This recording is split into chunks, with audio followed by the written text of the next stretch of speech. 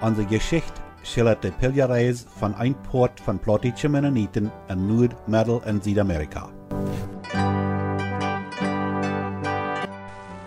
Ditmaal vertellen we eerst nog mal weiter von wo ons Huachdietschet het Alphabet mal veplautdietscht worden ist. Und dann von wo dort dadurch mit der Zeit zu einem Buchstabenkrieg kam in Chihuahua, Mexiko, so als Schullehrer David Harder dort nannt. Aber erst in Carthage Bosje. Wenn Schwein geschlacht wird in Mexiko, als wir kleine Jungs werden, Schuljungs, dann bei uns wir Völkern diese Krämer gekriegt um halten. Auch auf anderen Städten wir diese Krämer gekriegt um halten. Und gewöhnlich, wenn wir Schuljungs gerade Mittag gegessen haben, dann wird das Bad Wurst stoppen. Dann gingen wir alle einmal kicken, wenn diese Krämer wird anfangen, Wurst zu stoppen. Dann die seht immer, wenn die erste Wurst fertig wird, lädt die so schmuck lang an und seht, so, das ist eine, wenn ich mich nicht verteilt habe. Und nu wollen wir wieder vertellen von unserer Geschichte. Ich will je von dir das erste Wort mitteilen von mir selbst. Ich muss manchmal erst im Gebet gehen, ehe ich mein Schreiben so kriegen kann, dass ich gut feilen kann damit. Ich habe, wovon ich nu vertellen will, al war ein langes eingeschrieben, aber ich fand nicht recht frei darüber. Mir wird dort, wenn ich darüber nachdacht, nicht recht gut, was ich geschrieben habe. Immer wenn ich die letzte paar Nacht abweicht, dachte ich darüber nach und bete dann darum, dass Gott mich mit seinem Geist so leiten soll, dass ich von dieser wichtigen Sache, die viele von uns dort auf verschiedene Wege manchmal ein bisschen schwer gemerkt haben im Leben, ein bisschen klarer und verständlicher, aber sachlich soll abschreiben halten, was ich sagen will. Denn dort handelt es sich hier um eine Sache, um eine Sprech und nicht um Personen. Und nu will ich hoffen, dass Gott mein Gebet wird erhört haben. Und ich wünsche auch, dass die von mir um den Heiligen Geist seine Leitung beten wollen für diese Arbeit. Und nu von wo uns Huachdietschet Alphabet mal veplautdietscht worden ist. Von den 5 Buchstaben in unserem Huachdietschen Alphabet Namen und Brücken, de meeste von uns bloß tot I reicht. Und dort ist, weil es dort auf Huachdietsch und auf Plautdietsch kriegt Übereinheit und Lüd. 3 von diesen Selbstlüden Namen und Brück wie nur ihrem Plautdietschen Namen und Gelüd. Die heiten auf Spanisch und auch auf Huachdietsch E, O und U. Aber wir nennen die I, O und U. Und wenn wir die nur ihrem plautdietschen Namen nennen und brocken, dann können wir hunderte Huachdietsche Wörter merken, plautdietsieren. Aber das ist ja nicht recht, plautdietsche Lüde Buchstaben zu brocken, um von Huachdietsche Wörter plautdietsche Wörter zu merken. Den Selbstlüd A haben unsere Vorväter mal nicht verplautdietscht. Den können sie gar nicht verplautdietschen, dann der heißt auf Plautdietsch auch A. Mit dem Huachdietschen Selbstlüd A haben unsere Vorväter mal noch viel angeschickter gehandelt als mit den anderen Huachdietsche Lüde Buchstaben.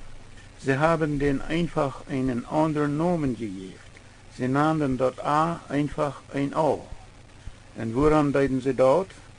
Na, sie wollen so eine Huachdietsche Wort aus Band, Hand, Land, Wand und sehr viele andere Huachdietsche Wörter plautdietsieren merken.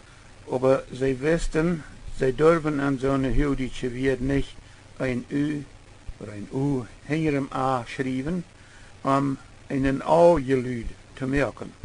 So ist dort in diese plautdietsche Wort getan wird. Weil diese Wort an ihre Huachdietsche neue Schulbeker alle rechtmäßig bloß mit einem A gedreckt worden sind.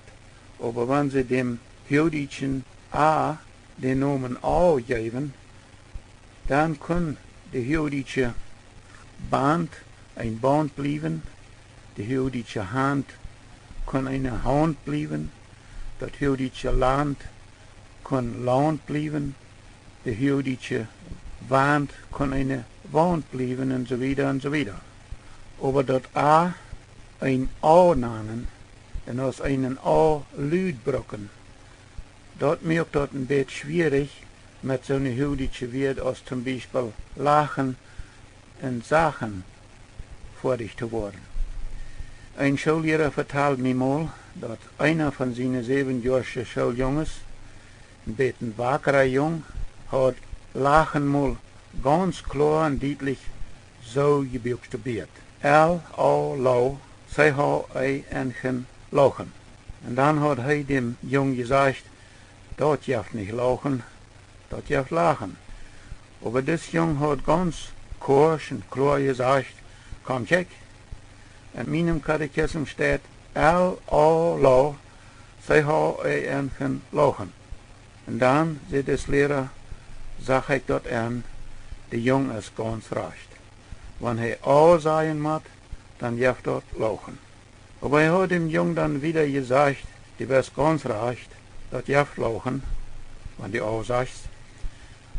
Aber sei doch lieber lachen. Lachen geht sich zu schlecht. Man hat sogar mal noch eine gewisse eigene Rechtschreibregel gemerkt, um zu lernen, und wo wird das Buchstaben mit seinem selbstgemerkten Namen A, aber doch als ein A-Lüd wird ausgesprochen worden müssen, auch wenn er A und A genannt wird. Diese Regel sieht kort gefot ungefähr so. Wenn das A für einen G oder für einen CH zu stehen kommt, zum Beispiel, und so wir aus Lachen, Krachen und Sachen, dann muss dort als ein A-Lüd ausgesprochen werden. Da wären auch noch andere rechtmäßige jüdische Lüde, die wir nicht in altkolnische Schulen lehren sollen. Und da werden brocken die meeste von uns so eine topgestalte Lüde Buchstaben aus, so wie das nennen, A, E, U, E, I und E, U, alle drei aus einem plautdietschen E-Lüd en jüdische Wirt brocken. Und dort ist auch da werden, weil unsere Verfahren und Preisen dadurch wollen viele jüdische Wirt mehr Plautdietsch hier merken. Ich habe bloß einen Schullehrer gehabt in meinen Kinderschuljahren, und das Lehrer wir sehr genau mit Wirt richtig aussprechen. Der lehrt uns, dass wir den plautdietschen topgestalten E-Lüd nicht brocken mussten, wie jüdische Wirt.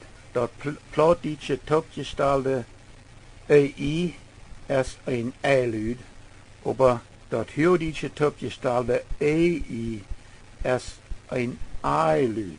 Und das jüdische topgestalte EU ist ein O-Lüd, nicht ein E-Lüd. Um uns das zu lehren, braucht uns Schullehrer so eine Wort aus Nein und Neun. Auf Plautdietsch Nee und Nein. Er sagt uns, wenn je so eine Wort aus Nein und Neun beid mit einem plautdietschen E-Lüd aussprechen, dann kann je nicht weiten, wo von den beiden wird Nee ist und wo Nein ist. Je dürfen nicht sagen Nein und Nein, aber Nein und Neun. Aber den reichmäßigen I- und O-Lüd soll wir auch nicht lehren in altkolnische Schulen. Aber wenn die Kinder an den Schulen eine Sprache ihrer Lüden und Metlüden nicht so nahen und brocken lehren dürfen, wie wir sprechen aus den Rechtmäßigkeiten und Lüden, dann will dort Wirtschreiben lehren nicht richtig schaffen. Und weil wir mit einem veplautdietschten Alphabet Jüdisch gelehrt haben, verstehen wir uns auch nicht sehr gut mit Deutschländer zu vertalen. Die verstehen uns nicht gut und wir verstehen auch nicht gut. Hier mal erst ein paar Beispiele von, woran Deutschländer uns Jüdisch nicht sehr gut verstehen können. Viele von uns älteren Lied weten noch, dass in Mexiko und Rosendahl mal 2 Doktors wären. Dr. Johann Enz und Dr. Jakob Enz. Diese beiden Doktors fuhren mal tot nach Tampico, Tamaulipas. Als sie da am Hofen bei Meer wären und beobachten, wo Touristengruppen sich mit kleinen Schifffahren leiten, dann wurden diese Doktors sich einig und leiten sich auch mal einen Schiffreit geben. Vorher war ein Deutschländer. Diese mennonitische Doktors unterhielten sich mit ihrem Führer auf Jüdisch. Und der Deutschländer verstand besonders den einen Doktor nicht sehr gut. Und aus diesem dort allen Bett lang verkam, wo sie auf dem Meer wären, dann frug er ihrem Führer, sind wir schon bald bis zum Hafen? En de Pfarrer kijkt hem verdutst aan en vroeg, wo soll hier denn auf dem Meer ein Haufen sein? Und dann sagt der andere Doktor, meint zu fragen, ob wir schon bald bis zum Hafen sind. En unserem verplautdietschten Huachdietsch, wo die Hüpen und die Hoven beide Haufen heiten, da konnten die Deutschländer uns nicht verstehen. En Cuauhtémoc, Chihuahua, wir mal ein Deutschländer, Tenendoktor. Der will sich am Anfang, wenn Mennoniten nur arm kämen, hier mit an ab Huachdietsch wat vertalen. Aber das schafft nicht sehr gut. Er verstand die nicht gut und unser Lied verstand den Arm nicht sehr gut. Und die meiste von unser Lied reden mit einem viel über Spanisch. Aber einige, wenn der Doktor an ab Huachdietsch begrüßt hat und frug, was er für einen tun kann, sagen dann, ich will einen Zaun ausgerissen haben.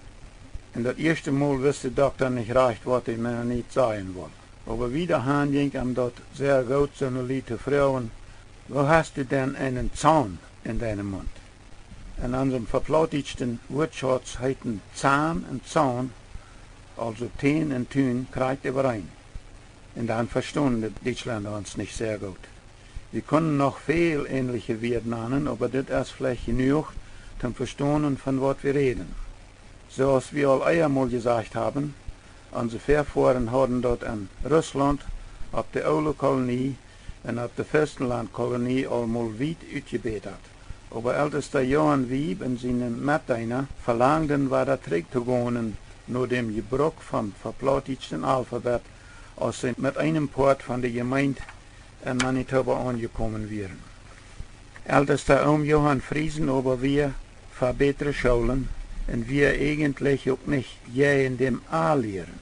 Wir sehen uns all einmal dort, 1920, aus der Old-Kolonie gesagt wird, dass sie in der US würden sollen ein bisschen Englisch lehren, wenn sie dahin siedelten, gesagt hat, dass es auch allmal Zeit, dass wir die Landessprache lehren. Und Johann Friesen seine Leitung hat dort in der Lot 1930er Jahren vielleicht konnt zu einer Schulverbesserung kommen. Wat atelijke ooms en vele anderen hoopten dat het bald aanvangen wordt. Aber er steht dort, dass unser ältester Isaac am Dick seine Leitung zu einer Schulverbesserung kam, fang er bald an, daran zu arbeiten, so als er dort nahmt, dass er mal ganz fertig merken will, was ältester Johann Wieb mal in Manitoba nicht ganz fertig gemerkt hat, dass an keine Schulen mehr dort rechtmäßig A gebraucht worden soll, aber dort selbstgemerkte auch. In deze Arbeit, so schreibt Schullehrer David Harder, hat sehr viel Uneinigkeit verursacht an der Gemeinde. Lehrer Harder nahm dort einen Buchstabenkrieg. Viele von uns haben schwere Gefeile gehabt während dieser Sache. Ich von meiner Seite habe dort schwer gefangen, mich von der sogenannten Augenlehrer utlachen und kreilen zu lassen, aber wo sich dort hier, wenn ein sogenannter Augenlehrer bei Großmutter Weihnachten seine Wünschen absieht. Kleine Knirpsheiten und danach geneigt worden, aber wo sich dort hier mit dem Augenlehrer seine Wünschen, dort wir nicht rot und vergnügen von mir. Andere von uns werden vielleicht andere schwere Erfahrungen gemerkt haben während den damaligen Buchstabenkrieg. Wir wollen aber, wenn wir von dieser Sache nur reden, nicht dort davon reden, dass wir uns vertalen von wieviel Schuld wer und was hat, oder was wir alles für Erfahrungen darin gehabt haben. Wir wollen sachlich davon reden, so dass wir die Sache verstehen lernen. Denn es handelt sich hier darum, was an der deutschen Sprache recht oder unrecht ist. Und von woran dort nicht recht schaffen kann, wenn man versucht, die huachdietsche Sprache mit einem verplautdietschten Alphabet zu brauchen. Mit dieser Arbeit, die Blumentolle und Blumenorte zu dwingen, das rechtmäßige A-Lehren abzugeben, fängt der Älteste so an. Er arbeitet dort erst mit den Schullehrern von Blumentolle und Blumenort. Er versucht, die zu überreden, dass sie mit dem von Mennoniten gemerkten A ungerechten sollen in ihre Schulen. Aber diese Lehrer sehen, dass wir erstens mal nicht ihre Sache, so eine Entscheidung zu merken, dass wir eine Darb-Sache. Und zweitens wollen sie, die Kinder, das rechtmäßige A so brocken lehren, als das wir. einer von diesen Schullehrern hat sich mit dem Ältesten so verzankt, dass er ganz abhielt mit nur der Kirche fahren. Der Älteste wollte die Blumentoller und die Blumenuhrte aber dwingen, bei ihrem Schulunterricht auch dort sogenannte A zu brocken, und er steht dort rechtmäßig A. Und dann, als er die Schullehrer nicht überreden kann, und ihre Schulen umzulehren von A nach A, dann versucht der Älteste, die Blumentoller und Blumenuhrte auf einen anderen Weg zu dwingen, dort zu tun. Im Fahrjahr 1943, als der Älteste in Nienburg Abendmahl holen will, dann sieht er, sozusagen kurz als er hinter der Kanzel getreten war, wer von der seine Hand uitstreicht und dort Brot in den Wein nimmt, der jeft damit zu verstehen, dass er oder sie sich von der an dort zu schicken wird, dass die Uitsprache an der Schulen so gebraucht werden kann, als die Gemeinde dort haben will. Und wer dort nicht tun will, der darf seine Hand nicht uitstreichen und dort Brot und den Wein nehmen. Das Resultat von dem Ältesten seine strenge Forderung auf diesem Abendmahl war, dass alle Blumentoller und meist alle Blumenuhrte dort entschieden Stellung nehmen und kurz abstunden und zurück nach Haus fuhren. Wir Kinder wären dort so gewarnt, dass, wenn an der Kirche Abendmahl war, dann kämen die Kirchenlied, so wie das nannten, sehr laut nach Haus. Aber ditmal zag ik lange Regen voor die al bald zu morgens von hier in Beuch kommen. Ich war noch viel zu jung, um zu verstehen, was das bedeutet, aber ich wusste, dass die Lied nu al terugkwamen von der Kirche. Und dat macht mich ein bisschen verdächtig, besonders weil meine Eltern nicht auch terugkwamen. Und dann, gerade meine Eltern auch terugkwamen, kamen mehrere Oomtjes. Ich glaube, das waren 4 oder 5 Männer bei uns lang dem Uitweg und stellten sich bei sie den Stall der Hahn. Das macht mich noch verdächtiger. Und als meine Eltern dann auch kamen, dann ging ich auch als schwind uitspannen halten und versucht zu horchen und abzupassen, was nu vergonnen wird. Ich kann nicht mehr ganz korrekt sagen, was ich hört, aber diese Oomtjes reden meinen Vater Fuß stur an und sagen, du hast da nu auch beigejeft? Und Vater sagt, nee, das hab ich nicht.